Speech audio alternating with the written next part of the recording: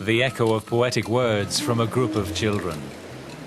The rich resonance of the words mixes with the sounds of nature and talk of the beauty of the mountains.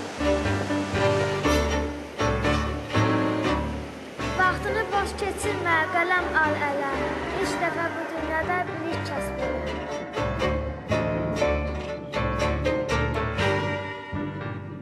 And through the centuries, those words have sent messages of comfort to the men and women who work in the rolling uplands of the Kapaz Mountains.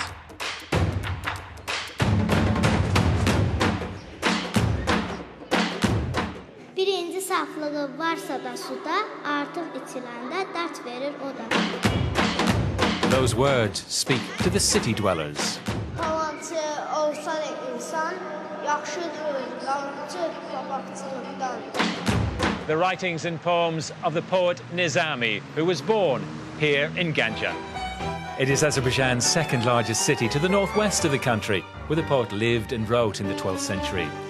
His tomb was first mentioned in historical chronicles in the early 1600s, a place of devoted pilgrimage for many centuries. It is the third mausoleum to stand on this site. Nizami is not just a philosopher.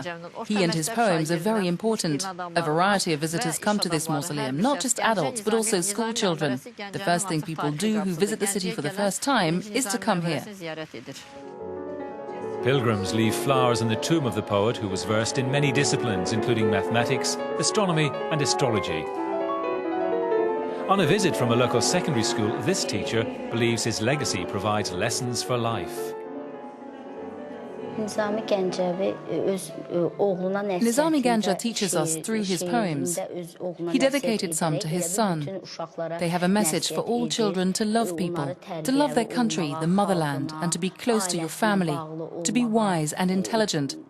And if someone chooses to listen to these words, then they should try to teach others to follow in his footsteps. It's believed his writings inspired William Shakespeare to pen his tragic love story Romeo and Juliet, and the lyrics of rock guitarist Eric Clapton's hit song Layla are said to have their origins in one of Nizami's poems. Kanadlı sevgim. Many writers and poets live and work now in the city, which is the academic and literary centre of Azerbaijan. Sahib Ibrahimli has been writing for 40 years as a scientist, dramatist and poet.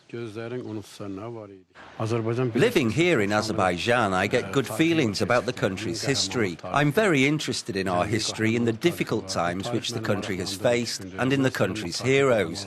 I'm continuing to do more research on this subject, as I want our young people to know more about Azerbaijan's past. I want the world and everyone to know about the history of Azerbaijan, and so to get to know the country better. Words are not the only tool for creative expressions. One poet uses matchsticks. I'm working on an Azeri warrior, and when I make these models, I only use matchsticks and their boxes to create them. Away from his workshop, dominating the tea house which he owns and taking pride of place, is a model of Nizami. It took Aftandil just over a year to complete, with 3,500 matches. Close to the centre of Ganja, stones from Sochi and bottles from the Champagne region in France have been used to create a poignant tribute of a very different kind. This house took 30 years to build, a monument to a Soviet soldier lost in the conflict of the Second World War, the work of his heartbroken brother.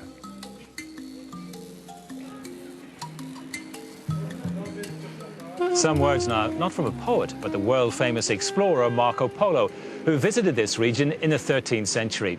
He reported that he saw bubbling from the ground springs of black goo which men burned.